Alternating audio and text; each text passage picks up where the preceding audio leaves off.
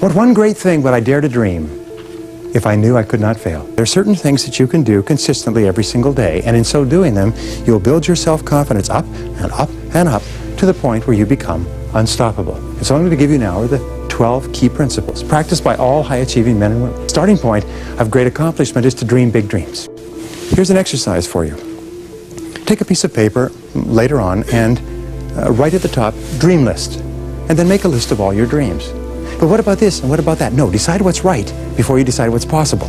Don't decide, well, we can't afford this and we couldn't do that. We go, stop. That's helplessness. That's habit. That's these old negative habit patterns holding you back. Before you even decide what you want, most people are figuring out why they can't have it. This is the key. You dream as though you had no limitations. Nothing's holding you back. Imagine you have all the time, all the money, contacts, all the education, influence.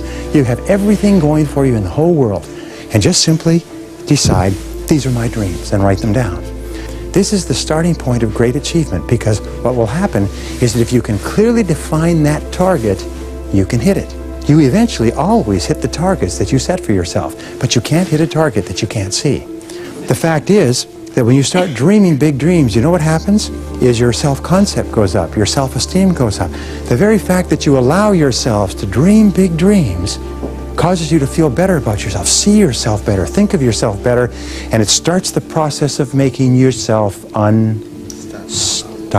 The second key is to develop a clear sense of direction. If you have big goals, they motivate you, they stimulate you, they excite you, they enthuse you. If you have no goals at all, you just go around in circles. You have big goals, and the more you work on the goals and the more you feel yourself progressing toward them, the better you feel, the more positive you feel, the more momentum you develop. See, without goals, you're easily stopped because you don't know what you want. When you work progressively, step by step, towards something that's important to you, you know what happens? You feel better and better, and you start to get results, and the results start to motivate you to go forward even more, and you get more results, and pretty soon you develop this wonderful feeling of self-confidence. You become unstoppable. 80–90% of unhappiness in our society today is because people don't have goals. Whenever you meet an unhappy person, here's a test question. Just say, well, you're unhappy about this and your job and your family and your health and everything else, but tell me, what are your goals? Do you know what people will say? Geez, what kind of a question is that? Most people have no goals. As soon as they have goals, they start to move forward. Once you have your goal, make a commitment to it. You see, we either develop good habits that make our lives wonderful, or we develop bad habits that undermine our success. And if we develop habits of setting goals clearly and making plans and setting deadlines and taking action, and then committing ourselves wholeheartedly to their accomplishment and refusing to stop because we're unstoppable, then we must ultimately achieve the goal. Number 3 is accept complete responsibility for yourself and everything that happens to you. Now, this is a hard thing to accept, but you have decided exactly every single part of your life today. You've decided your income and your home and your health and your weight. You've decided your bank account and your car. You've decided your job and your future. You've decided every single part of it. Why? It's because you're free to choose. If you want to change any part of your future, then you simply change your choices and decisions in the present. The first thing to choose, the first thing to change, is to decide what it is that you want, but second of all is to decide that if I'm going to get it, it's up to me. So always say, I am responsible. I am responsible. I am unstoppable, and I am responsible for my own life. If I don't like something, it's up to me to change it. No excuses, no blaming. Never complain, never explain. If you're not happy with something, change it. Not willing to change it, shut up. Well, number 4, do what you love to do. Do what you love to do and commit to becoming very good at it. The starting point of personal greatness is when you say to yourself, what wonderful thing am I going to do with my life? What am I going to do with my life? Why am I here? What are my unique talents and abilities? Look back into your life and ask yourself, what is it that you've done in the past that you most enjoy? What are the things that are indicators that this is where you should be focusing all your talents and abilities? Whatever it is, find it, and then commit yourself to becoming excellent at it. It's not possible for us to be happy unless we know we're good at what we do. A person who's not very good at what they do feels inferior when they're with people who are good at what they do. Excellence is a journey, not a destination. It's not a goal at which we arrive any time in life. We just keep working and keep working and keep working. The 5th key to becoming unstoppable is to dedicate yourself to serving other people. Nobody ever built a statue to a person for what they got, but only for what they gave. The rewards in life will always be determined by the value of your service to other people. And so you have to look around you and say, what rewards am I getting right now? All of your life satisfaction and true happiness and true rewards will come from serving other people. Albert Einstein was asked in the latter years of his life, what's the purpose of human life? And he said, after some thought, he said, well, we're here to serve others. What other purpose could there be? Here's the interesting thing that I found out, is that you're only truly happy and only truly liberated and only feel wonderful about yourself and your life when you can lose yourself in doing something that you feel enriches and uplifts and enhances the life of other people. So think about it. Who do you want to serve? And then become very good at serving whoever it is. And number 6, develop a workaholic mentality. That means that you have to work hard to be successful. You can't just sort of drag along. When you're working hard, doing something you care about, achieving your goals and fulfilling your dreams and serving and helping people that you want to help, you become unstoppable. Here's the most important principle, is work all the time you work. When you do work, work. Because there's nothing that makes you feel more powerful than to know that you're on top of your work and you're making progress and you're getting things done. One of the reasons why so many people are out of balance today is because they waste so blasted much time at work and then they have to take the work home.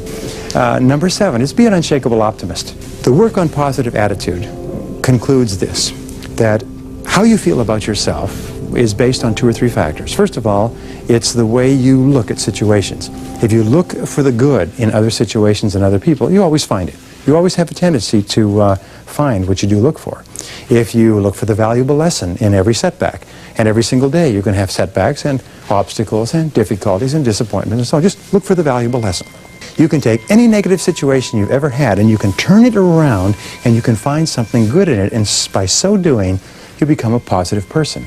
You take control of your thinking, you take control of your personality, and the more optimistic you become in the achievement of your goals, the more unstoppable you become. Now, the 8th key to becoming unstoppable, developing unshakable self-confidence, is to be impeccably honest with yourself and others. Truly successful people are absolutely honest and objective with themselves and their worlds. They practice the highest of integrity. There's nothing that so undermines your confidence and so weakens your resolve than feeling inside that you're not doing or saying the right thing. The work that you do with your hands, the work that you choose to hand in, the work that you choose to represent, that would be a symbol of you, is a mark of your true level of integrity. A person who has a high level of integrity does excellent work.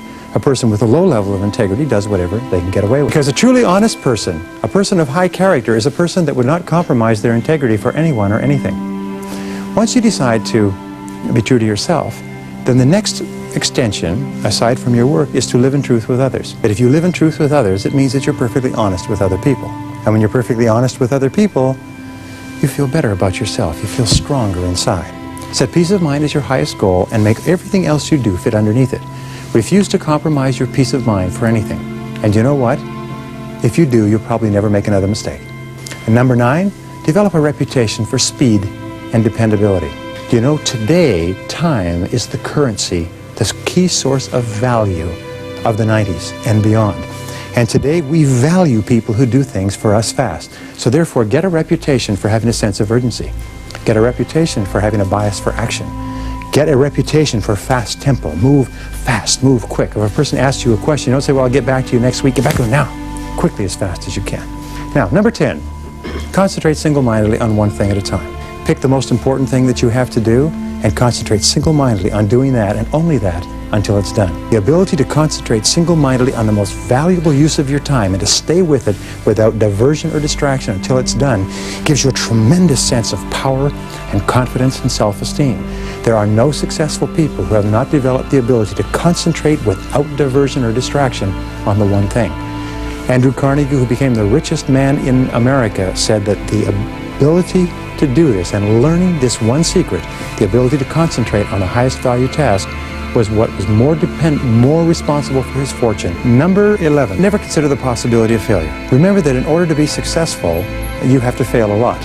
You see, there's a law of probabilities that says the more you fail, the more likely you are to succeed. The less you fail, the less likely you are to succeed. Peter Drucker says you would never hire a person who has not had some major failures in life because they haven't learned anything. So the key is, if you want to be successful, don't be afraid of failure. There's an old saying that what doesn't kill me makes me stronger. Failure has made you strong. Failure has developed your character. There's an old saying that the north wind made the Vikings. The cold of the north wind coming out of the north that they had to row against made them the most formidable fighting force in the world. It's failure that makes us strong, but it's the fear of failure that kills us. And the way that you deal with the fear of failure is once you've decided what your dreams are and what you want to do, act as if it were impossible to fail. Say, by gum, I can do that, and start to think of all the benefits of achieving that goal, and then act boldly. Confront your fears. Do the thing you fear, and the death of fear is certain. Do the thing you fear, and the death of fear is certain. Number 12. Number 12 is resolve to persist until you succeed. There are two parts of courage. Remember, Winston Churchill once said that courage is rightly considered the foremost of the virtues, for upon it all others depend. Courage is defined as the ability to act and to go forward in the face of uncertainty. It's to face the fact that you may not succeed. It's the willingness to take chances and to take risks. The future belongs to the risk takers. The future belongs to people who are willing to take the risks necessary. The second part of courage is persistence. It's the willingness to endure. It's the willingness to hang in there. Once you've started and you have begun, there is a period between when you begin and when you get some result. And in that period, most people break and run. Most people fall apart. They cannot stand not knowing, so they rush back to their comfort zone.